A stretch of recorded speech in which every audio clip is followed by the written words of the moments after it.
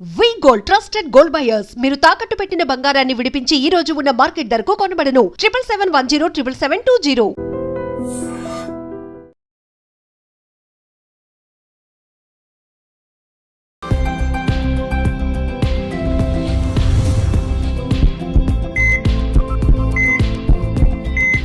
నమస్తే, welcome to healthy conversations with IT media. నేను మీ Jhansi. So ఈరోజు మనం డాక్టర్ హర్ష గారితో ఉన్నాము. యూరాలజిస్ట్, యాంటాలజిస్ట్, అలాగే రెనోప్లాస్టిక్ సర్జన్, రీనల్ ట్రాన్స్ప్లాంట్ సర్జన్ కూడా. మరి ఆడవాళ్ళల్లో చాలా ఎక్కువగా వచ్చే ప్రాబ్లం ఏంటంటే యూరినరీ ట్రాక్ ఇన్ఫెక్షన్స్. చాలామంది డాక్టర్స్, మేబీ యూరాలజిస్టులు అందరూ మేల్ డాక్టర్స్ ఉంటారట. సో ఇది కూడా ఒక వన్ ఆఫ్ ద రీజన్ ఓపెన్గా వెళ్ళి ఈ ప్రాబ్లం ఉంది అని చెప్పడానికి. బట్ ఈ యూరినరీ ట్రాక్స్ ఇన్ఫెక్షన్స్ అనేవి ఎందుకు వస్తాయి and different types of infections ఏముంటాయి, రాకుండా తీసుకోవాల్సిన జాగ్రత్తలు ఏంటి మాట్లాడదాము. నమస్తే సార్. నమస్తే అమ్మా. చాలా మంది నిజంగా ఏదైనా, నాట్ ఓన్లీ యూరినరీ ఇన్ఫెక్షన్స్ కాదు, ప్రైవేట్ పార్ట్కి సంబంధించిన ఏవైనా కానీ ఒక డాక్టర్ దగ్గరికి వెళ్ళాలన్నా, ఏదో ఇట్ వాస్ ఫీమేల్ డాక్టర్ అయినా కానీ ఓపెన్గా చెప్పడానికి ఇబ్బంది పడుతూ ఉంటారు. And one of the cause ఇది, one of the disease urinal track infection, urinary track infections. Root అంటే నార్మల్గా అందరికీ తెలిసినవి కాకుండా, అంటే మేబీ వాష్రూమ్స్ యూజ్ చేస్తే రావచ్చు, అది ఒక్కటే అందరికీ తెలుసు. ఏముంటాయి రీజన్స్ యూరినరీ ట్రాక్ట్ ఇన్ఫెక్షన్స్కి? ఇప్పుడు మీరు చెప్పినట్టుగా ఆడవాళ్ళు యూరినరీ ట్రాక్ట్ ఇన్ఫెక్షన్, యూటీఐ అంటాం, చాలా కామన్గా వస్తూ ఉంటాయి. బట్ అవి మాత్రమే కాకుండా ఆడవాళ్ళు స్పెసిఫిక్గా వచ్చే యూరినరీ కంప్లైంట్స్ చాలా ఉంటాయి.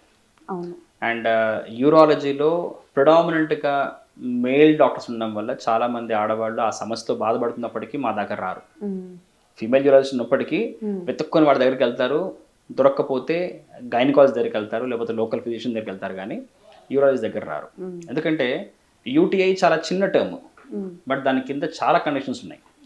ఓకే, అంటే అదొక సిమ్టమ్ మాత్రమే, బట్ ఇన్ఫెక్షన్ కారణం ఏంటో కనుక్కోవడం ముఖ్యం. ఇప్పుడు ఆడవాళ్ళు ఏమవుతుందంటే మెనోపాజ్ వచ్చేదాకా, యాజ్ లాంగ్ యాజ్ తనకి మెన్సెస్ నడుస్తున్నంత వరకు ఈస్ట్రోజన్ హార్మోన్ వల్ల, తన బాడీలో ఉండే హార్మోన్ వల్ల కావచ్చు, ఇంకా ఏదైనా కారణం వల్ల కావచ్చు, యంగ్ ఏజ్ కావచ్చు, కొద్దిగా యూరినరీ కంప్లైంట్స్ తక్కువగానే ఉంటాయి.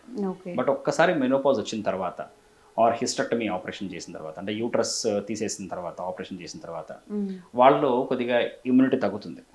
ఈస్ట్రోజన్ హార్మోన్ తగ్గి దాని బెనిఫిషియల్ ఎఫెక్ట్స్ పోవడం వల్ల యూరినరీ కంప్లైంట్స్ స్టార్ట్ అవుతాయి.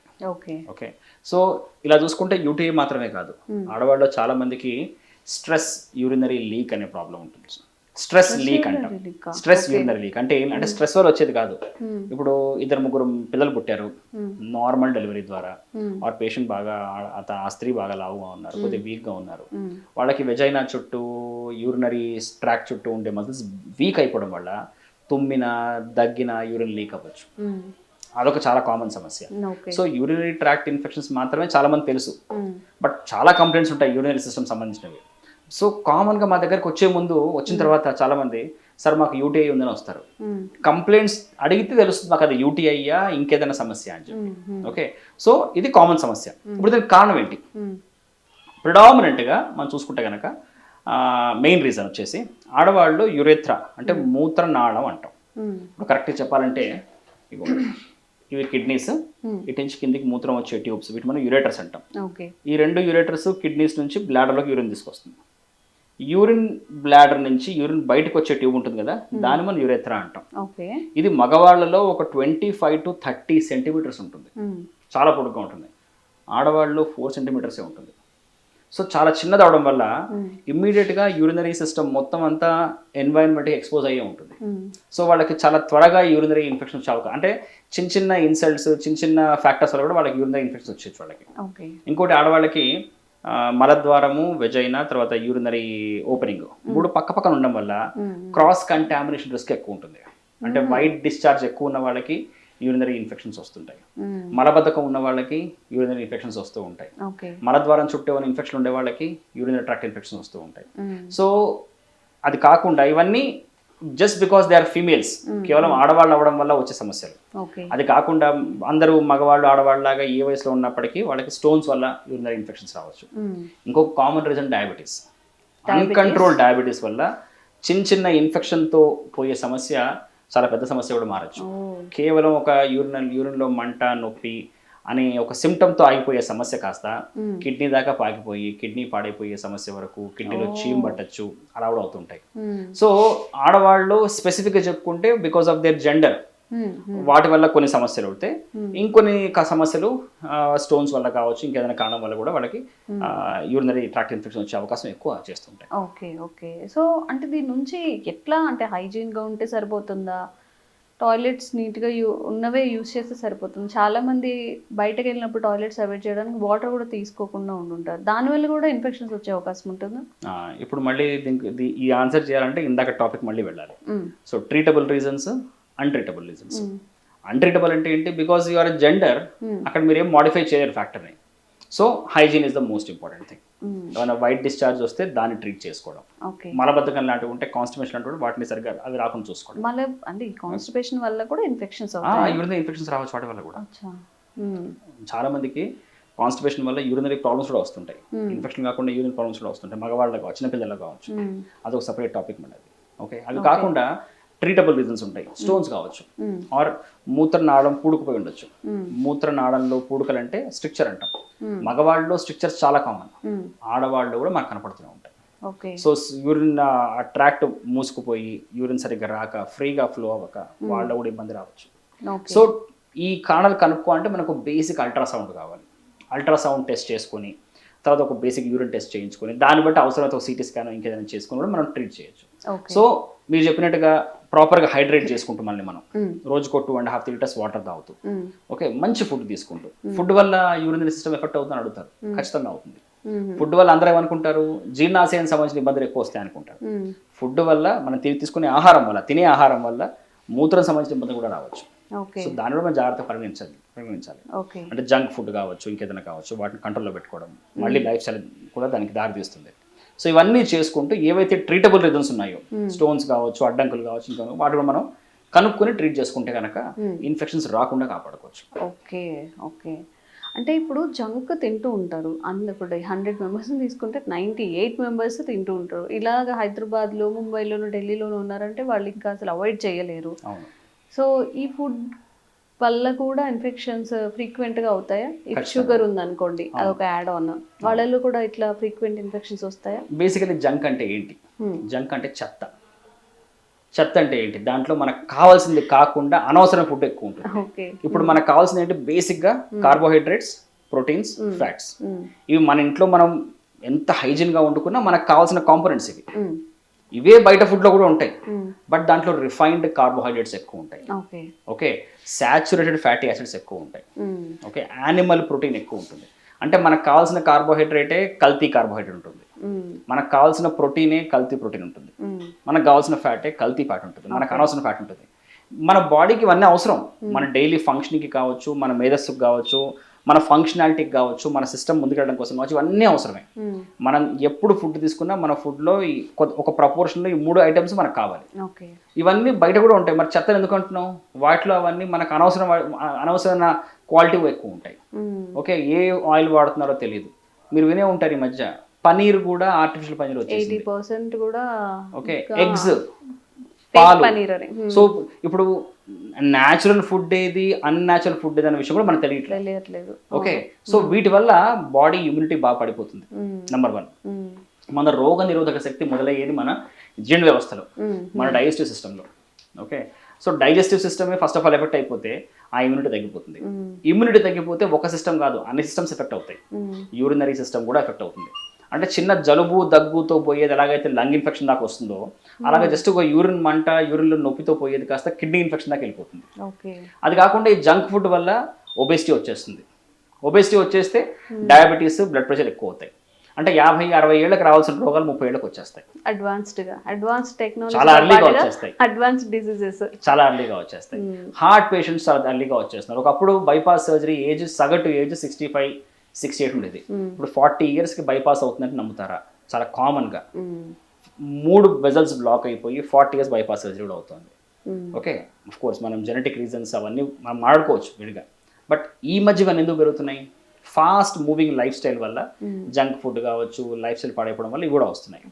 సో వీటిని కూడా మనం ట్రీట్ చేసుకుంటూ మిగతా ట్రీటబుల్ కాజెస్ని కనుక మనం ఐడెంటిఫై చేయగలిగితే ఇన్ఫెక్షన్స్ అవన్నీ ఇన్సిడెన్స్ తగ్గుతాయి. చూడండి, రోగం రాకుండా ఎప్పటికీ ఉండదు. ఏదో రోగం ఎవరికైనా రావచ్చు, బట్ మనం దాన్ని రాకుండా ప్రివెంటివ్ మెజర్స్ ఏం తీసుకోవచ్చు.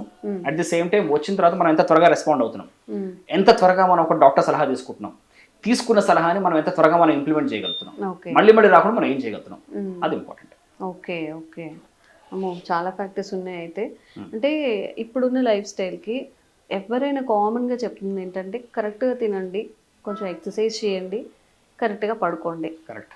అంటే ఒక న్యాచురల్గా చేసేది ఇది. మనం నార్మల్ చిన్నప్పుడు తింటాం, పడుకుంటాం, మంచిగా ఆటలు ఆడుకునేవాళ్ళు, లేదంటే ఏదైనా ఫిజికల్ యాక్టివిటీ ఉండేది. దాన్ని ఇప్పుడు ఒక పెద్ద చాలా మందికి ఇది చెయ్యండి అని కన్వే చేయాల్సి వస్తుంది. చిన్న మోడిఫికేషన్స్ అయిపోయేది చాలా కాంప్లికేట్ అయిపోయే సిచ్యువేషన్స్ అనమాట. సో ఇంకొక యూరినరీ ట్రాక్ ఇన్ఫెక్షన్స్ గురించి మాట్లాడుతాం కాబట్టి కొంతమందికి దగ్గిన తుమ్మినా కానీ యూరిన్ లీకేజ్ అవ్వడం, ఆటోమేటిక్ ఆఫీస్లో అదంతా ఉన్నప్పుడు ఇబ్బందిగానే ఉంటుంది. సో దీనికి ఏం చేయాల్సి ఉంటుంది, ఇది ఎందుకు వస్తుంది అసలు? దీన్నే మనము స్ట్రెస్ యూరినరీ లీక్ అంటాం. ఓకే ఓకే, ఇది మనకు కామన్ ఎవరిలో కనపడుతుంది అంటే ఒక 40-45 year old లేడీ, ఒక 2-3 న్యాచురల్ ప్రెగ్నెన్సీస్ అయిన నార్మల్ ప్రెగ్నెన్సీ అయినాయి, వాళ్ళకి కొద్దిగా లావు ఉన్నారు, కొద్దిగా వీక్గా ఉన్నారు. వాళ్ళు ఏమవుతుందంటే తుమ్మినా, దగ్గినా, గట్టిగా నవ్వినా, మన బరువులు లేపినా, కూర్చుని లేచినా సడన్గా యూరిన్ లీక్ అయిపోతుంది. కొన్ని బొట్లు కారచ్చు, ఒక్కోసారి చాలా ఎక్కువ వాళ్ళని కూడా యూరిన్ పడిపోవచ్చు. ఓకే, అంటే ఇప్పుడు ఇది అందరిలో ఎప్పుడైనా ఒక్కొక్కసారి అందరిలో కూడా వస్తుంది కదా, కామనా లేకపోతే కొన్ని పర్టికులర్గా వాళ్ళకి ఏమైనా డిసీజెస్లు కానీ ఇలా ఉంటేనే వస్తాయి అంటారు? వాళ్ళ లైఫ్ స్టైల్ దెబ్బతీసేది ఏది కూడా కామన్ కాదు. మన నార్మల్ లైఫ్ అంటే మనం ఇప్పుడు హ్యాపీగా మన పనులు మనం చేసుకోగలుగుతున్నాం, కాన్ఫిడెంట్గా మనం బయటకు వెళ్ళగలుగుతున్నాం అంటే మన నార్మల్గా ఉన్నట్టు. ఈ మాత్రం ఒక డైలీ యాక్టివిటీ కూడా ఏదైనా సమస్య దెబ్బతీస్తోంది అనుకుంటే న్యాచురల్ కాదు. సో వయసు రీత్యా యూరిన్ లీక్ అవడం నార్మల్ అన్నది అపోహ. మగవాళ్ళు కూడా వయసు రీత్యా మా నాన్నగారికి ప్రాబ్లం ఉండిందిలే, మా అన్నయ్య గారికి ప్రాబ్లం ఉండింది, మా ఇంటి పక్కన ఆయనకి ప్రాబ్లం ఉంది, సో నాకు ఉంది కాబట్టి వయసే కారణం అనుకుంటే తప్పు. అలాగే మా అక్కయ్యకి సమస్య ఉండింది, మా అమ్మకి సమస్య ఉండింది, ఇప్పుడు నాకు లీక్ అవుతుంది, నా వయసు 50 ఏళ్ళు అనుకోవడం కూడా తప్పే. సో వాళ్ళకి ప్రాబ్లం ఉండింది, వాళ్ళు డాక్టర్ గారిని కలవలేదు, అట్లీస్ట్ మీరైనా కలవండి, కలిసి కనుక్కోండి ప్రాబ్లం ఏంటో. సో వయసుతో మీ లైఫ్ స్టైల్ డిస్టర్బ్ అవుతుంది అంటే అది వయసుతో వచ్చే ఇబ్బంది కాదు, ఆ వయసుకు వచ్చే ఇబ్బంది కావచ్చు, బట్ ఆ వయసుకు కూడా మీకే ఎందుకు వచ్చింది, మీ పక్కింటి వాడికి ఎందుకు రాలేదు, ఆర్ ఇంకో స్త్రీకి ఎందుకు రాలేదు అంటే ఏదో ఒక రీజన్ ఉంది, దాన్ని మీరు అడ్రస్ చేస్తే సెట్ అవ్వగలరేమో. సో మనం అటెంటివ్గా ఉండాలి. This is the best possible machine అదేంటి మన భూమి మీద. ఇలాంటి ఒక మెషిన్ని ఒక దేవుడు తప్పితే ఎవరు పుట్టించలేరు. సో దీంట్లో ఏదైనా సమస్య వచ్చిందంటే మనమే అలర్ట్ అవ్వాలి. అట్ ద సేమ్ టైం మనకి ఏదో ఒక వార్నింగ్ సిగ్నల్స్ ఇస్తూ ఉంటుంది బాడీ, అక్కడ ఏదో సమస్య ఉంది, కొద్దిగా అటెంటివ్గా ఉండు, కొద్దిగా డాక్టర్ దగ్గరికి వెళ్ళి చెప్తూనే ఉంటుంది, మనం నిర్లక్ష్యం చేస్తాం. సో ఆడవాళ్ళు మీరు చెప్పినట్టుగా తుమ్మినా దగ్గినా లీక్ అయ్యే సమస్య ఉంటుంది కదా, దాన్ని మనం స్ట్రెస్ యూరినరీ లీక్ అంటాం. సో ఇది వయసు రీత్యా అందరికి వచ్చే సమస్య కాదు, కొంతమందికే వస్తుంది. ఫిట్గా ఉన్న ఆడవాళ్ళకి 70 ఏళ్ళకి కూడా రాదు. ఓకే, అలాగే కొంతమందికి ఫిట్గా లేకపోయినా రాదు, కొంతమందికి ఎంత ఫిట్గా ఉందో 50 ఏళ్ళకి వచ్చేయచ్చు. సో చాలా కారణాల్లో main reason pelvic floor weakness, అంటే జననేంద్రియాల చుట్టూ ఉండే కండరాలు బాగా లూజ్ అయిపోవడం, వాటిలో స్ట్రెంగ్త్ లేకపోవడం. ఆ స్ట్రెంగ్త్ లేకపోవడం వల్ల అబ్డామెన్ లో పొట్ట లోపల పెరిగే ప్రెషర్ కి బ్లాడర్ రెస్పాండ్ అయ్యి అది కంట్రోల్ చేసుకోగలగాలి, యూరిన్ బయటకు పోకుండా కంట్రోల్ చేసుకోగలగాలి. ఆ కంట్రోల్ అవ్వలేక యూరిన్ లీక్ అయిపోవడం. ఓకే, సో వీళ్ళకి మనం ముఖ్యంగా ఏం చెప్తామంటే పెల్విక్ ఫ్లోర్ ఎక్సర్సైజెస్ నేర్పిస్తాం, కీగెల్స్ ఎక్సర్సైజ్ అంటాం. దాని మీద కూడా ఈ మధ్య ఇన్స్టాగ్రామ్ లో యూట్యూబ్ లో విపరీతంగా రీల్స్ ఉన్నాయి. ఎలా చేయొచ్చు, ఎలాగైనా చేయండి, బట్ ప్రాపర్ గా చేస్తూ పోతే ఈ ఎక్సర్సైజ్ వల్ల చాలా ఉపయోగం ఉంటుంది. ఓకే, అది చేయొచ్చు. తర్వాత బాడీ వెయిట్ కంట్రోల్లో ఉండాలి. మరీ ఫ్యాట్ ఎక్కువ ఉన్నా, చాలా ఎక్కువ ఒబెసిటీలో ఉన్నా కానీ అప్పటిదాకా ఆ సమస్య ఉండకపోవచ్చు, తర్వాత రావచ్చు. ఓకే, అది కాకుండా మళ్ళీ ఇక డయాబెటీస్, బ్లడ్ ప్రెషర్ లాంటివి ఉన్నా కానీ అవన్నీ యాడ్ ఆన్స్. ఓకే, మీ ప్యాకేజ్ పెరుగుతున్న కొద్దీ సమస్యలు పెరుగుతూ ఉంటాయి. సో ముఖ్యంగా pelvic floor exercises, body weight control, tea coffee limit లో తాగడం. టీలు కాఫీలు ఎక్కువ తాగినా కానీ బ్లాడర్ ఓవర్ యాక్టివిటీ వల్ల ఉన్న సమస్య ఎక్కువ కావచ్చు. సో స్ట్రెస్ యూరినరీ లీక్ అనేది లైఫ్ స్టైల్ బాగా ఇబ్బంది పెట్టే సమస్య. ఇనీషియల్గా మెడికల్ మేనేజ్మెంట్, తర్వాత లైఫ్ స్టైల్ మేనేజ్మెంట్ చెప్తాం. ఇన్ఫాక్ట్ చెప్పాలంటే దీనికి మెడికల్ మేనేజ్మెంట్ అంత బాగా పనిచేయదు. లైఫ్ స్టైల్ మేనేజ్మెంట్ కొద్దిగా ఎక్సర్సైజ్ చేస్తూ పోతే కొంతమంది రిలీవ్ అవుతారు.